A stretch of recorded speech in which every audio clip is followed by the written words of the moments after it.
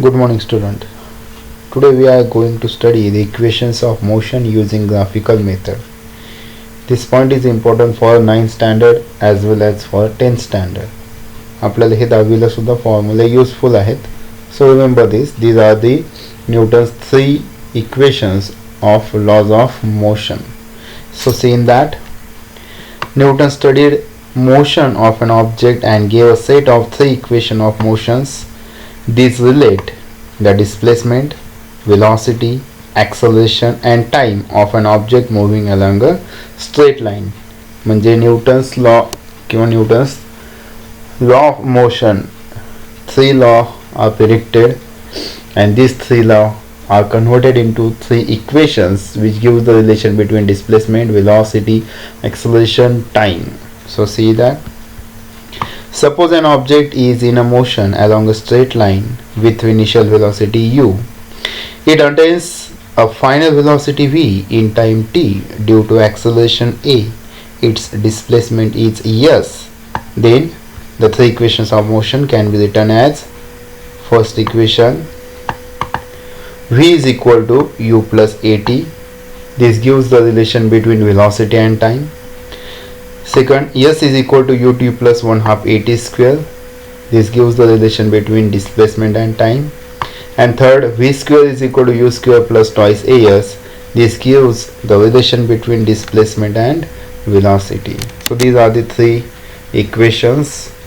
Easy आहेत, लक्षात येतात आणि महत्त्वाचं हे एक्सप्लेन किंवा डिराईव्ह करण्यासाठी सुद्धा विचारतात, त्याच्यावर न्यूमरिकल सुद्धा येतात. तर इक्वेशन पाठवायला हवेत. पहिला आहे v is equal to you plus A T. Second, s is equal to ut plus 1/2 at square. And third, v square is equal to u square plus twice as. हे जेवढे लिहिलं सोपे आहे तेवढे एक्सप्लेन करणंही सोपं आहे. So let's derive the equations of Newton's law of motion. In that first equation which gives the relation between velocity and time. Question असा सुद्धा विचारला जातो, derive the relation between velocity and time. मग आता velocity and time मध्ये असलेलं relation कोणतं आहे? The first equation, v is equal to u plus at. v आणि t यांच्यामध्ये रिलेशन. मग क्वेश्चन असाही विचारला जातो, त्याच्यामुळे आपल्याला हे वर्डिंग लक्षात यायला हवीत. So first we have to draw a diagram. आता हे डेरिव्हेशन आहे, डेरिव्हेशनमध्ये पहिला पॉईंट येणार डायग्राम. मग ही डायग्राम तुमच्या समोर दिलेली आहे, ती डायग्राम तुम्हाला ड्रॉ करायची आहे. एक्स ॲक्सिसवर आहे टाईम, वाय ॲक्सिसवर आहे वेलॉसिटी. सो ऑब्झर्व करा, इथे आहे initial point or origin O, ज्याचा जे कोऑर्डिनेट असतात ते 0 0 आहे. u is the initial velocity and it gives the name capital D. v is the final velocity and it gives the letter capital C. So here एक object कोणताही या D point पासून निघालेला आहे आणि तो स्लोली B या point पर्यंत आलेला आहे. त्यावेळेस त्याची वेलॉसिटी आहे फायनल v. मग हा B पॉइंट मिळालेला आहे. मग या ठिकाणी या वेलॉसिटीची जी लाईन आहे OC, तिला parallel line he BE draw केलेली आपल्याला दिसून येते. ओके. सिमिलरली OE ही जी एक्स ॲक्सिसला असलेली टाईमचं जी लाईन आहे तिला पॅरलल लाईन ड्रॉ केलेली AD किंवा DA. ठीक आहे. पहा आता सिम्पल आहे. फर्स्ट पॉईंट झाला डायग्राम, सेकंड पॉईंट एक्सप्लेनेशन. आता डायग्राममध्ये काय आहे ते एक्सप्लेन करायचं. So see here, figure shows the change in velocity with time of a uniformly accelerated object. इथे युनिफॉर्म ॲक्सलरेशन आहे. इथे डायग्राममध्ये पहा स्ट्रेट लाईन ऑप्टेन होते, युनिफॉर्म ॲक्सलरेशन. स्ट्रेट लाईन जर नसेल तर non uniform. The object start from the point D in the graph with initial velocity u.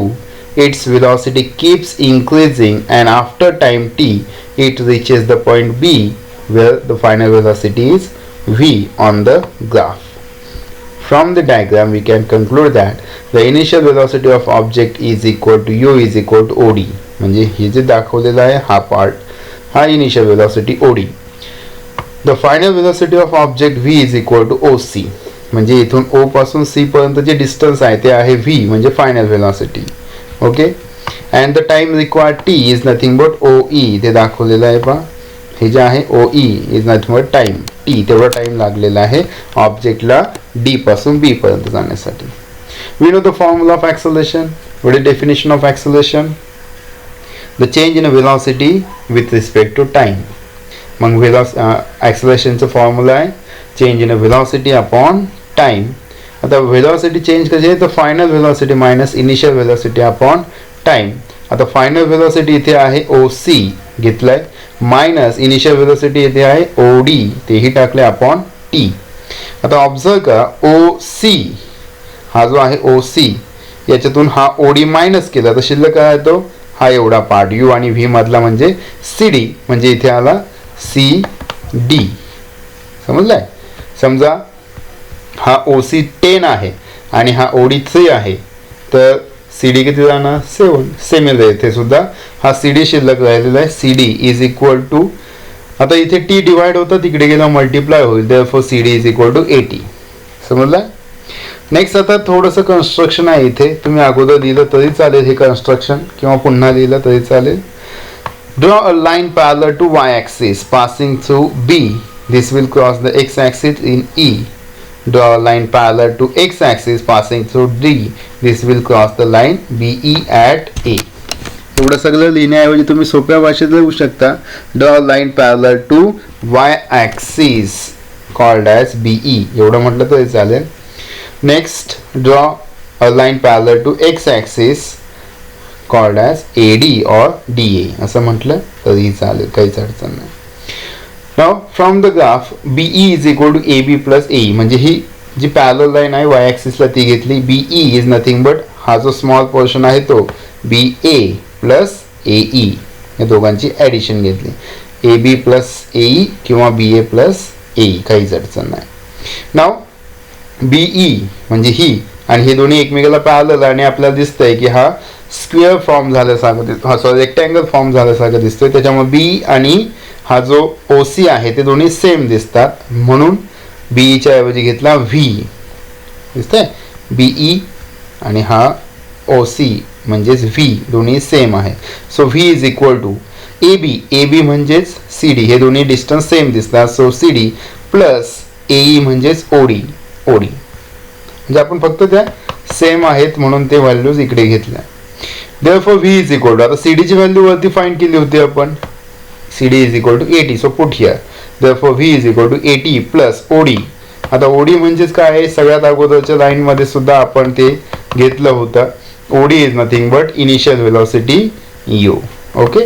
After putting all this value we get the first equation that is V is equal to u plus 80. समजलंय. व्यवस्थित लिहा diagram draw करून तुम्हाला समजेल. काही अडचण आली तर विचारा. ठीक आहे. Now say next equation describing the relation between displacement and time. Question असाही विचारला जातो. मग रिलेशन काय आहे तर S is equal to you plus u t plus 1/2 AT square. S is equal to u t plus 1/2 AT square. Okay फॉर्ममध्ये पाठवायला हवे. अगेन जी फर्स्ट लाईन आहे ती आपल्याला कॉमन लिहावं लागेल. पुन्हा एकदा सांगतो त्या लाईन्स कोणकोणत्या येणार आहेत. त्या लाईन्स कॉमन यायला हव्यात. Figure shows the change in velocity with time of a uniform accelerated object. The object starts from a point D in the graph with velocity u. Its velocity keeps increasing after time t. It reaches the point B on the graph. आणि या तीन line ह्या सुद्धा तीन common यायला हव्यात. Initial velocity is equal to u is equal to OD. Final velocity v is equal to OC and time t is equal to OE. हे जे आहे हे कॉमन प्रत्येकासाठी म्हणजे तिन्हीसाठी यायला हवं. सिमिलरली हे जे कन्स्ट्रक्शन केलेलं आहे ते सुद्धा तिथे टाकायला हवं. Draw line parallel to Y axis. Draw parallel line to X axis. हे एकाच लाईनमध्ये वरती टाकून द्यायचं एक्सप्लेनेशन. ठीक आहे. डायग्राम सुद्धा रिपीट ड्रॉ करायची. प्रत्येक इक्वेशनसाठी काय काय रिपीट आहे तर फर्स्ट डायग्राम सेकंड जे वरती दाखवले मी ते पॉईंट पुन्हा रिपीट करायचे आणि आता थर्ड म्हणजे ॲक्च्युअल एक्सप्लेनेशन जे इथून स्टार्ट होतं. ओके ते म्हणजे काय आहे तर पहा. Let's suppose that an object in uniform acceleration a and it has covered the distance s with time t. From the graph in a figure, the distance covered by the object during time t is given by area of quadrangle DOEB. जर आपण quadrangle पाहिला तर पहा काय दिसतोय हा आहे area of क्वाड्रँगल. म्हणजे आपल्याला DOEB हा जो एरिया आहे हा आपल्याला इथे कॅल्क्युलेट करायचा आहे. तर तुम्ही जर ऑब्झर्व केलं तर आपण इथे दोन डायग्राम दिसतात. एक म्हणजे हा रेक्टँगल दिसतोय DOEA ब्ल्यू कलरच्या लाईनमध्ये, हा एक रेक्टँगल आहे. आणि एक राईट अँगल ट्रायंगल आहे तो म्हणजे DAB. म्हणजे आपल्याला या क्वाड्रँगलचं एरियाचं कॅल्क्युलेट करायचं असेल तर आपण या दोघांचा एरिया कॅल्क्युलेट करून दोघांचे ॲडिशन घेऊ शकतो. Because we know the formula to calculate area of rectangle, length into breadth. And also we know the formula to calculate area of right angle triangle, one half base into the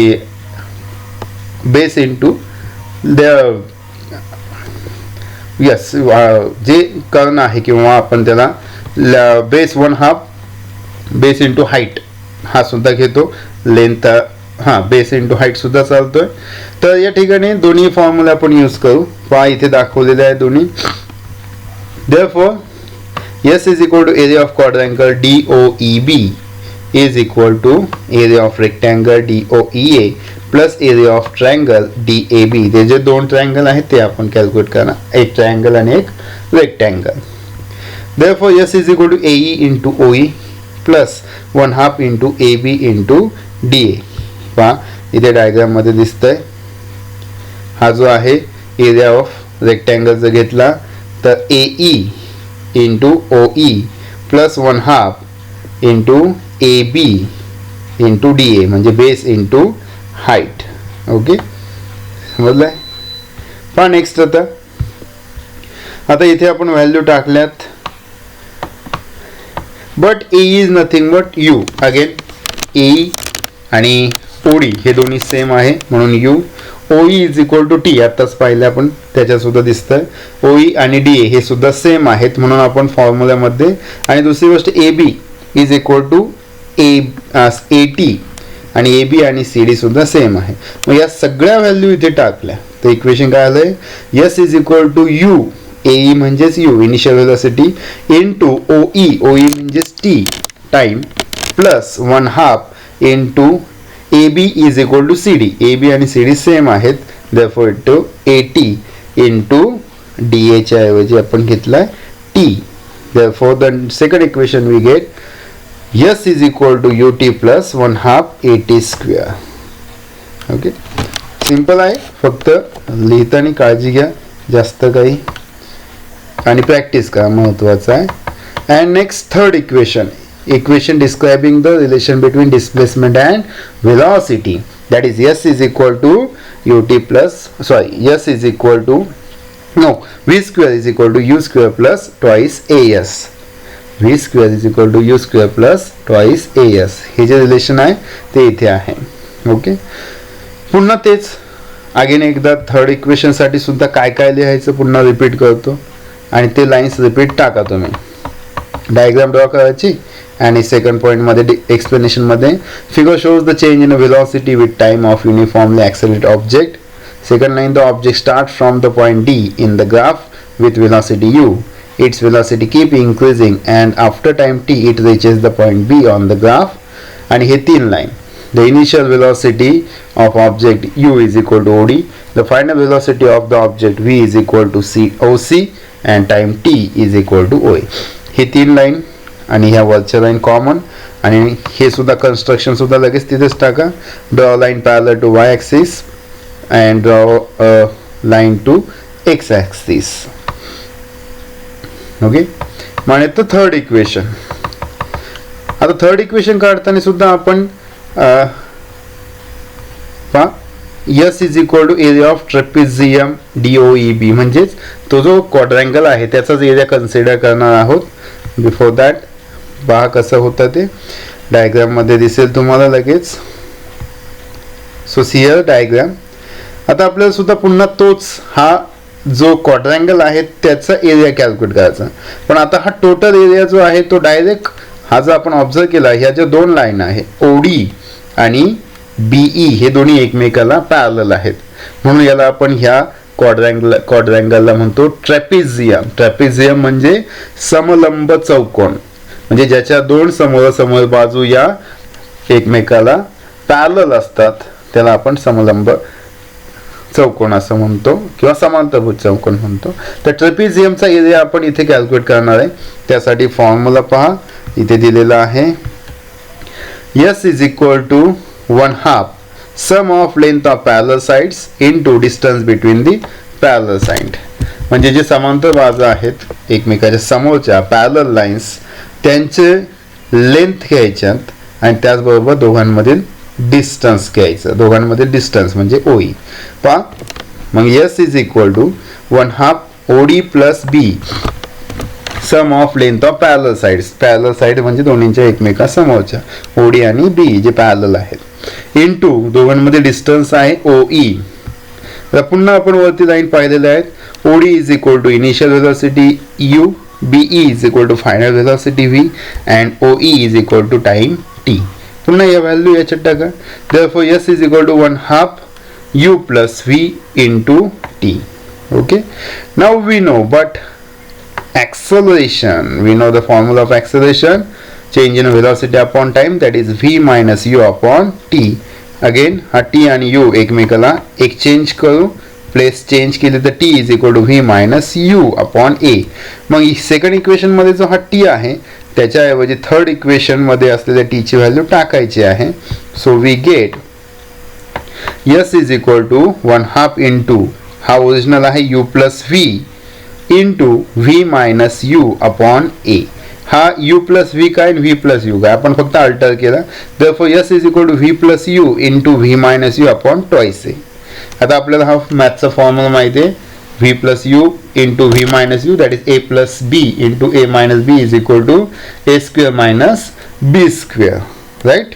तोच इथे formula घेतलाय आणि हा जो twice A आहे, this twice A goes to other side, so it become twice AS is equal to V plus U into V minus U is nothing but V square minus U square.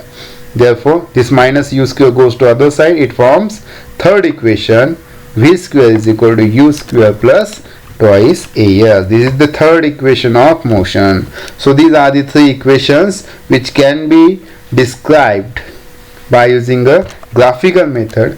हे लिहिताना मात्र प्रत्येक वेळेस diagram draw करा. 3 point मध्ये लिहायचं. First diagram, second graphical म्हणजे explanation of graph, third point formula आणि फायनलला तुम्ही आन्सर फाइंड करायचं जे काय फॉर्म्युला असेल.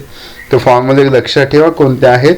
V is equal to U plus AT, S is equal to UT plus 1/2 AT square and V square is equal to U square plus twice AS. Okay.